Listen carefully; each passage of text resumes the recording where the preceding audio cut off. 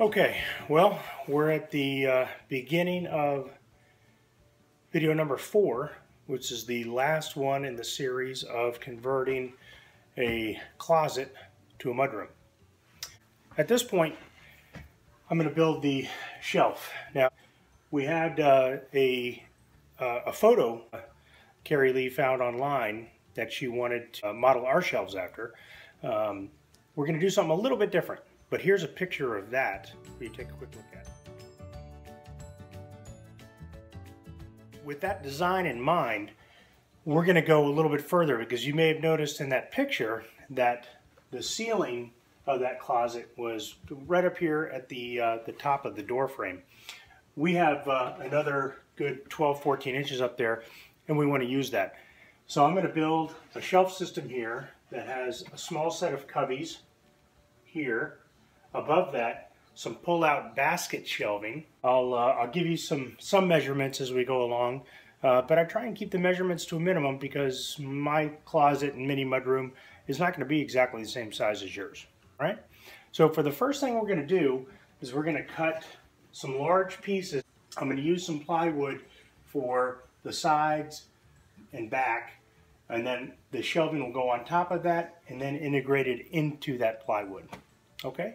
So first up is to cut some plywood.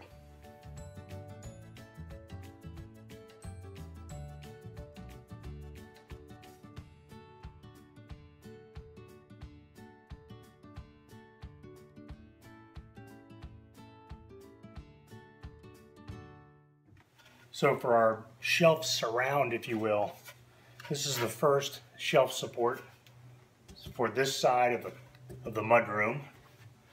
What I've done is made some cuts on the table saw and then cleaned it up with the jigsaw. This is a 3/4 inch cut, and I'm going to put my 3/4 inch piece of plywood into this cut, and that'll be the shelf, the lower shelf. The top shelf comes off here. So this goes in. I've made a mark here for our own measurements at 42.5 inches. Now, the most important thing to do here is to make sure that this is completely level. Everything else will build off of this. So this is level, the back is level, and then the support on the other side is level as well. Then it all starts right here at this side support. A couple of 2.5 inch nails, and of course liquid nails.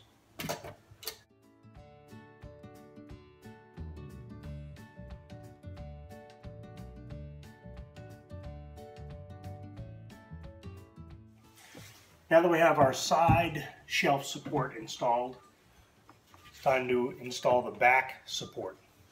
This is cut at 3 inches, which is the same as our 3-inch piece here. So you can see that 3/4 inch piece of shelving is going to fit nicely right in this cut we made, as well as on top of this. We'll go ahead and nail this into place.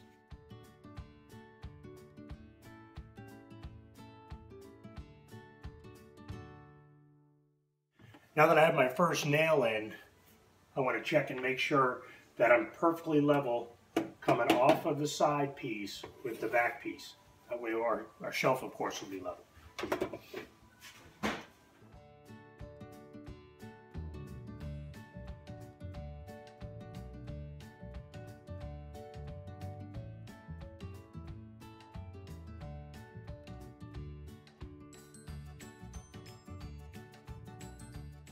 Okay, so we've installed the side piece, the back support.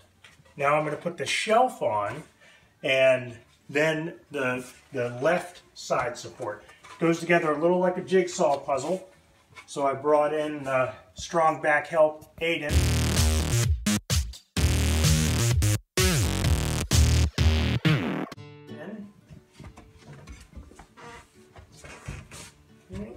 I've already applied the liquid nails to the wall, and as everybody knows, anywhere where wood meets wood, I've applied a bead of glue.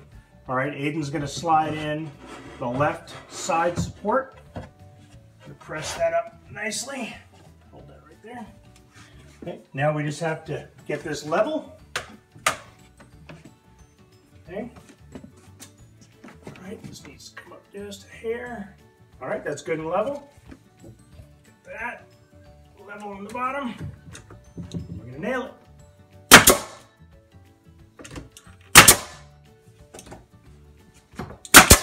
Just to orient you, this is the bottom shelf. There are going to be little cubbies here for some pull-out metal trays.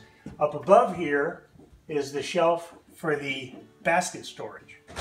All right, so the last piece to put on before we put the upper shelf on is the back. And that was just simply cut to accommodate the thickness of the shelf up to the level of our side supports. I've already put the liquid nails in. Now I'll just drop it into place and secure it with some nails.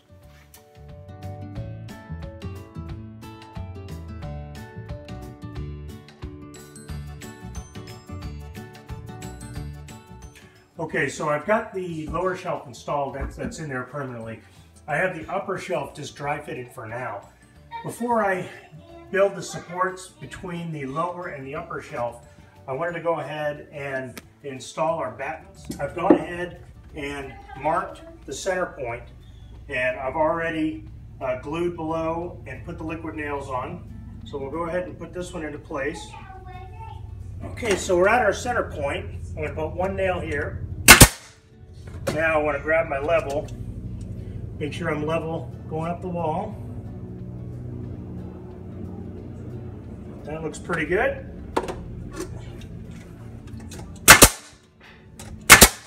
Before I put the next batten on, it's important to note that I wanted to have equal spacing here. So it works out for me at 14 inches, 14 inches, 14 inches. It's actually maybe a 16th over, but close enough. So I'm going to go ahead and put the second batten in. I'm going to put it on my center point, set it in place. One nail. And then I'm going to level it.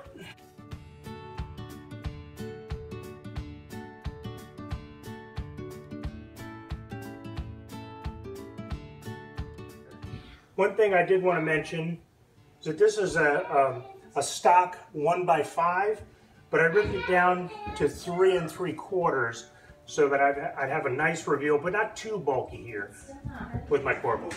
We've got the middle battens in. The lower rails, of course, are in, and I've installed the corner batten here. These are 3 3/4 inches. These are 3 1/2 inches. So this one sets into the corner, so it had to be about 4 inches wide, and then this one is cut at 3 1/2. That way you get the same reveal for both pieces. Okay. So now I'm going to install the last of the corner battens here. I've already applied my glue and liquid nails. This very simply goes into the corner. Check it for level. Yeah, that looks pretty good.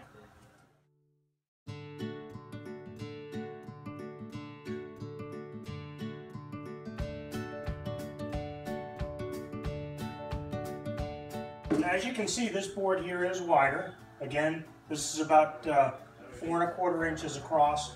This one is 3 1/2. When I put them together, you get the exact same 3 1/2 inch reveal on both sides. I'll nail that.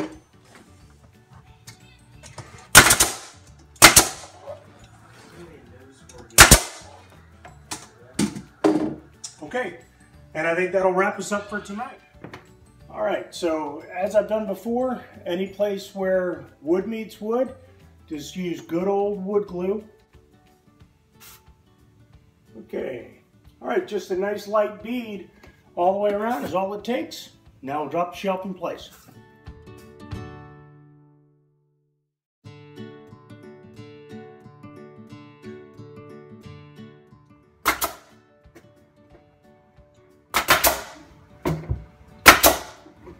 All right, that went up nice and easy.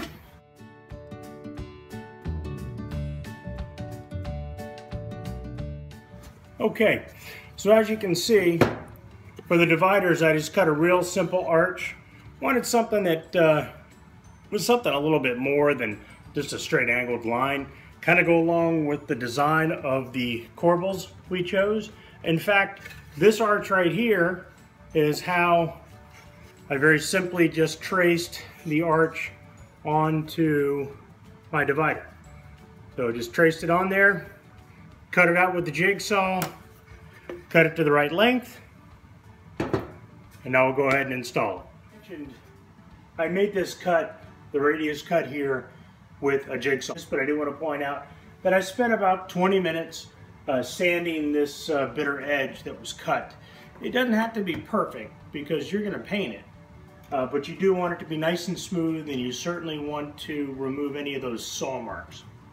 Now, what I did is I went ahead and measured out, for me, about 15.5 inches out from right to left and then left to right. Gives me an even spacing for my partition. And what I did at that point was just put a little tick mark here that goes from this board down to the board below, which of course is our plywood shelf. Now, I'm going to take our partition out for a moment, apply some glue, and then we'll nail it up.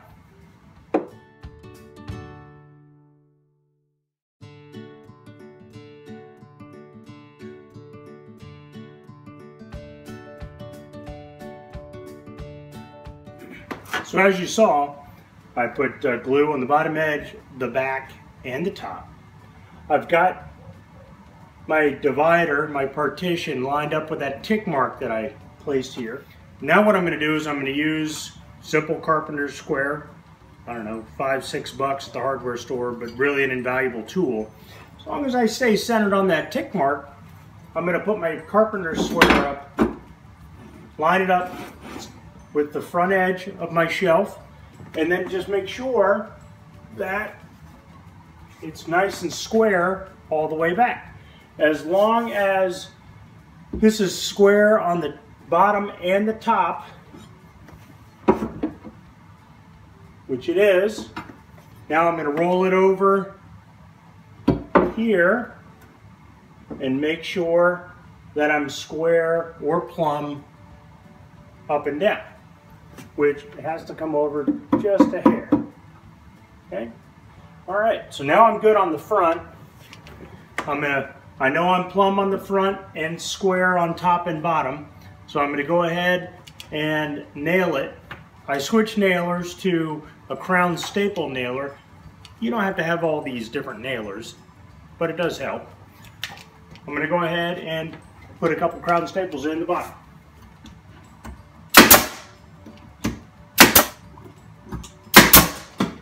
Now that I have the front plumb and square, I'm just going to make sure the back is plumb and square as well. Ease that over just a little bit. Now I'm going to put crown staple in the back. I have the right partition in now. I'm going to go ahead, do the same process to install the left partition.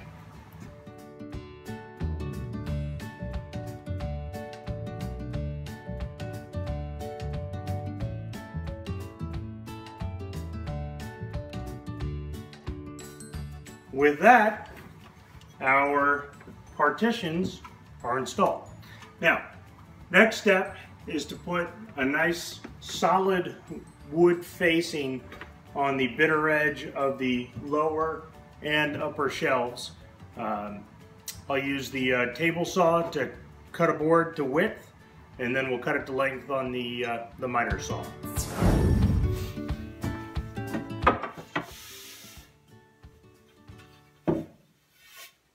Okay, so I've got the two front trim pieces for the shelving cut out. You'll notice that I had to cut the corner out here on the left and right side of this trim piece that goes on the top shelf. Reason why is, as you'll remember, the upper shelf support is this piece of plywood on the left and right side, and that shelf just sits right on top of it. That's plenty strong. It's supported on the sides, back, and now the middles with our dividers. This shelf is going to be able to hold more weight than we're ever going to put on it. But we want to cover the bitter edge of this plywood, so I cut those pieces away. Next, we'll install the lower piece.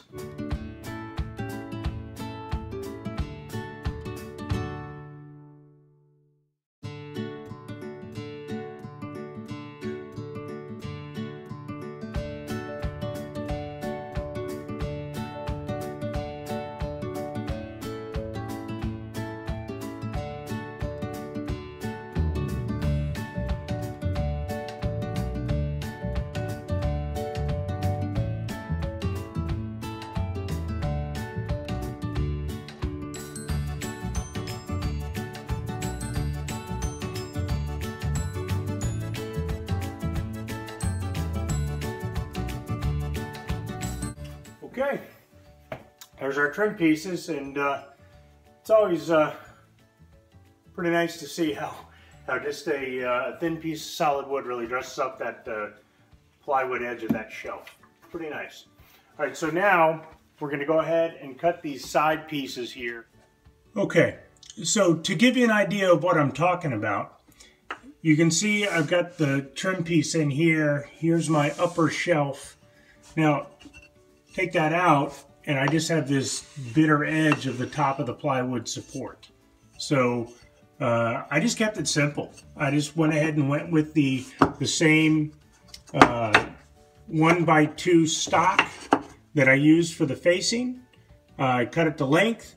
I didn't do anything fancy with the round over because I didn't think it would fit in nicely with this nice crisp edge I have here. So I'm just going to leave it square, and we'll get it in there, and it'll be a nice seamless look and trim out that top edge. So let's go ahead and glue that up and nail it.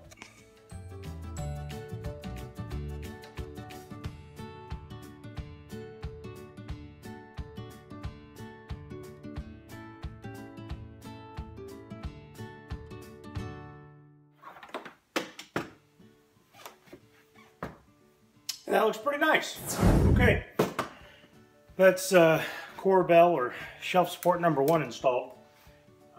Now, I'm not sweating this too much because as far as I'm concerned, these are more decorative than they are providing a heck of a lot of support. So instead of going through the process of hanging these with the screws that are provided, which I would have actually had to have done before I installed this shelf, I'm putting a pretty healthy amount of liquid nails on the back and top, and then nailing them. Now let's go ahead and install the right one.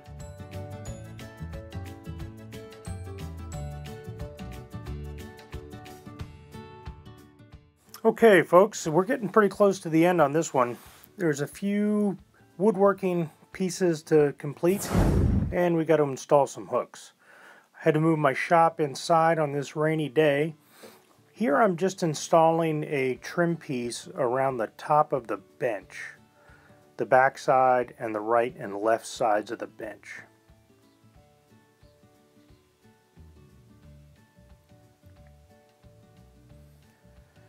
Of course, cutting it to length, 45-degree miters on each side, glue, and then nailing it into place. And here's the right side trim piece. I went ahead and cut the miter, glued it, nailed it, and let it set up overnight. And then I was able to sand that corner real nice and smooth so there's no burrs or anything sticking out. That'll take paint really nicely. And that's glued and then nailed in place.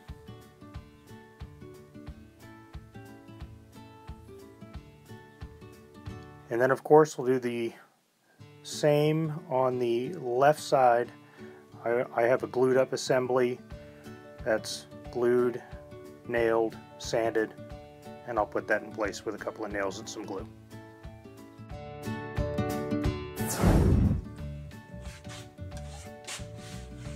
Hey, howdy folks. Alright, so coming up on the end of this project. I'm just measuring now for the installation of our hooks. I've already installed 2 hooks here, which you can't see right now, and 2 hooks here in the middle. The plan that we've chosen is to have a total of 6 hooks across the back and then 1 hook over on this side, just 1 on this side. We decided to go with, I think, a pretty nice hook. It's not as fancy as you could get, certainly, but it's got a brushed nickel finish, and that also coordinates with the brushed nickel appliances we have in the kitchen. I'm just now measuring to install these hooks, and no great math. I'm just going middle of the space here for the install. Nice even look. For me, that works out to about 5 inches across from each divider, and that yields about 5 inches between each of the hooks. So I'm kind of lucky in that respect. It worked out nicely. So what I've done here is I've already marked, but I'll show you what I'm doing. I'm setting the hooks up here at 5 inches out, a 1/2 inch from the base of the wood to the base of the hook, and then I'm just marking my hole positions, and then I'm just checking for level. I'm putting the level on the 4 marks for the 4 screws, just to make sure that the 2 hooks are going to be level with each other and level all the way across with the other hooks. I'm looking pretty good so far. Next, just going to take the drill with one of the screws. I'm going to set it on the hole and get that hole started.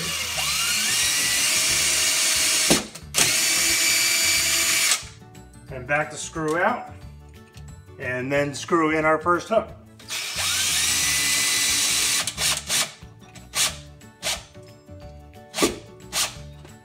Okay, I'm getting that snug enough so that I can set it right in place.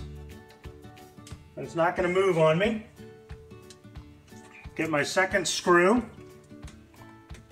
set it into place, and then go back and tighten up the first screw. And that's not going anywhere. Okay, here's a quick recap. You're going to pre-drill that first screw in and then back it out. Use that hole you just drilled with the screw and get that hook snug in there so you can get it nice and level. Go ahead and put that second screw in, get it nice and snug, permanently installed, then go back and tighten up the last screw and you're good to go. Okay, and with that last screw of that last hook, we're done with this project. Well, I tell you what, I think it's turned out really well. I'm really excited about it, but most importantly, Carrie Lee is really pleased. She couldn't be any happier. We found a couple of concept photos. I'll show you those now. So we just found these photos online and incorporated the design features of each that we liked. Here the shelf supports, here the wainscoting, the battens, and the hooks. It all worked out pretty nicely. So just find some nice pictures and build your design from there. We were actually to achieve that look. In addition, we created a pretty cool looking craftsman-style door surround. Let me give you a quick tour of the overall project. Now here's about as wide a shot as I can get looking up from the stairs. The cornice turned out really nicely. And we'll move on up and take a good look at the detail of the cornice. And if you've watched my painting techniques video, you've seen a lot of this already. But nail holes are all completely concealed.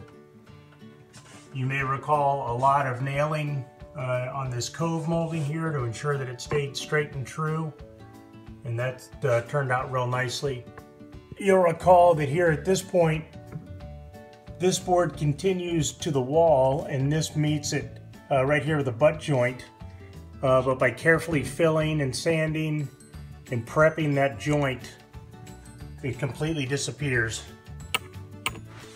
And continuing on the cornice, down to the far end, looks equally as nice. Then of course the mini mudroom itself I think turned out really, really nicely.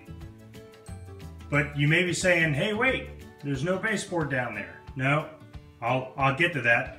I'm going to re-baseboard the entire main floor of the house. I'll have a video on that as well. And I want to tie in that same design into the mini mudroom. Here's a good look at the hooks we installed.